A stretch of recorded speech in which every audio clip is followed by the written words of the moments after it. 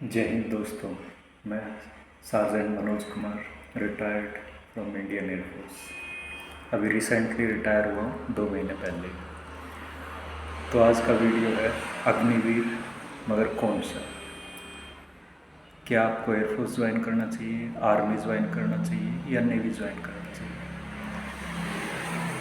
फ़िलहाल अग्निवीर एक सच्चाई है और कुछ सालों तक ये ऐसे ही रहने वाली है, क्योंकि गवर्नमेंट ने मंजूरी दे दी है।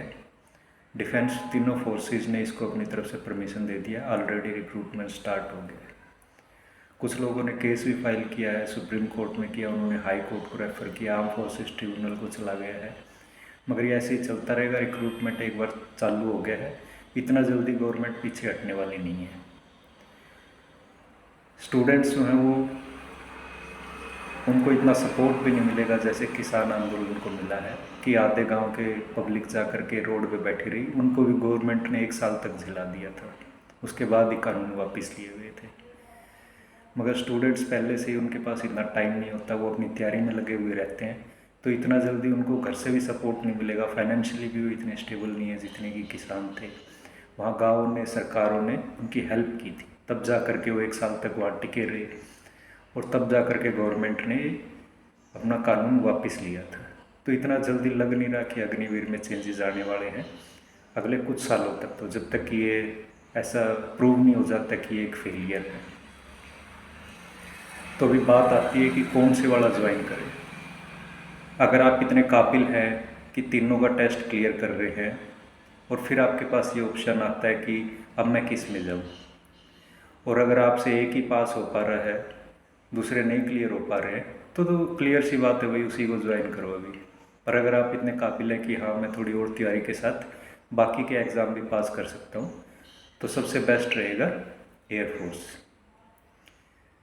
मैं वहीं सर्विस करके आया हूँ, और उसी डिपार्टमेंट में था जहाँ पे आप लोगों का सिलेबस वगैरह भी बनाया जा रहा था, आपको क्या पढ़ाया जाएगा। तो लगभग आप लोगों की 6 महीने की ट्रेनिंग रहेगी, मिला जुला के 3 बेसिक और फिर ट्रेड फेस उसके लिए। तो मोस्ट प्रोबेबली आप लोगों का कुछ शेड्यूल इस टाइप से होने वाला है कि 3.5 साल ही आपके पास बचेंगे ट्रेनिंग करने के बाद। जो 75% बाहर आ जाएंगे, 25% जो रहेंगे उनके लिए तो फिर अलग से दोबारा ट्रेनिंग होगी। तो उनको मोस्टली जो है एक फील्ड और एक पीस एरिया की पोस्टिंग काटनी होगी, 1.5 साल की या 2 साल की, एक 1.5 की, 1-2 की, इस टाइप से, या 2.25 की, दोनों मिला करके। अभी वो सारी चीज़ें तैयार हो रही थी। तो वो सारी चीज़ें हैं। तो मेरे कहने का मतलब है कि पहले आपको ज्वाइन कौन सा करना चाहिए। अगर आपके 2 एग्ज़ाम पास हो रहे हैं, तीनों पास हो रहे हैं, तो एयरफोर्स इसमें सबसे बेस्ट रहेगा। क्यों? क्योंकि एयरफोर्स स्टेशन जो होते हैं वो काफ़ी बड़े होते हैं, कैंपस के अंदर ही आपको सारी चीज़ें मिल जाती हैं। वो अपने आप में एक सिटी टाइप से ही होते हैं, मिनी सिटी। अगर आप फील्ड एरिया में भी जा रहे हो तब भी आप काफ़ी सेफ सिक्योर हो। आपकी ड्यूटीज़ की जो कंडीशंस है वो थोड़ी इजी रहती है as compared to other forces. बाकी आप लोगों की इच्छा है, आप कंफर्म कर सकते हो अपने जो भी घर में रहे हैं। मेरे भी सभी पेरेंट्स जो हैं वो आर्मी से हैं, मैं खुद एयरफोर्स से हूँ। नेवी वाले भी मेरे कई दोस्त हैं, उनको भी मैं जानता हूँ। तो ऐसा नहीं कि मैं किसी को बुरा या अच्छा इस टाइप से बता रहा हूँ, मगर ईजीनेस और थोड़ी सी हार्डनेस में बता रहा हूँ। पोस्टिंग्स में थोड़ा फ़र्क रहता है।